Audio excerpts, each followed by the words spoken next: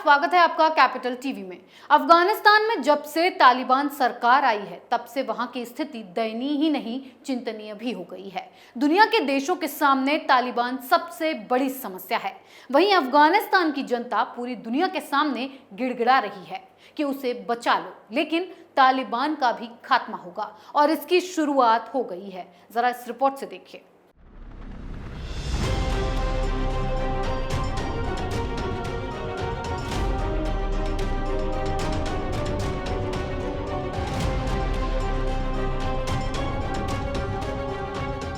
अफगानिस्तान में तख्ता पलटकर अपने लड़ाकों के बल पर सत्ता हासिल करने वाले तालिबान के बुरे दिन शुरू हो गए हैं। अफगानिस्तान का खजाना तो वैसे ही खाली है, अब वहां दूसरे आतंकी संगठन भी सर उठाने लगे हैं और इसी का परिणाम है कि वहां पिछले 2 शुक्रवार से धमाकों का मंजर देखा जा रहा है। वैसे तो जब से तालिबानी राज कायम हुआ है तब से वहां तबाही के मंजर ही देखने को मिल रहे हैं, लेकिन ये मंजर तालिबान के खिलाफ हैं। अफगानिस्तान के उत्तरी कुंदूज प्रांत में जुमे की नमाज के दौरान एक शिया मस्जिद में भीषण विस्फोट हुआ। इस विस्फोट में कम से कम 100 लोग मारे गए।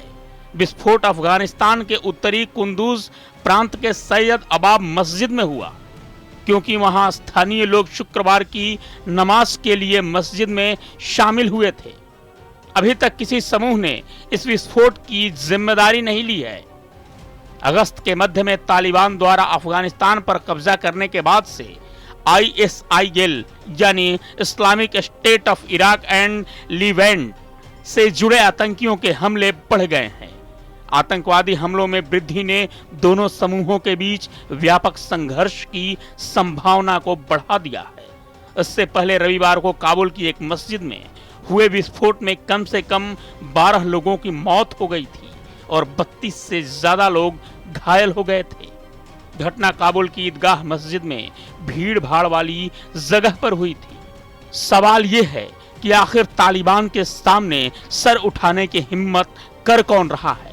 तालिबानी राज में भी बम विस्फोट कर कौन रहा है? अगर तालिबान नहीं कर रहा तो बात सीधी है कि तालिबान के खिलाफ अब वहां साजिश शुरू हो गई है और तालिबान का खात्मा भी बहुत ही जल्द होने वाला है। तालिबान के लिए ये एक सबक है कि और उसे ये समझ लेना चाहिए कि कोई भी सत्ता अनिश्चित काल के लिए नहीं होती और अगर तालिबानी सत्ता को उखाड़ने का आगाज ऐसा है तो अंजाम क्या होगा।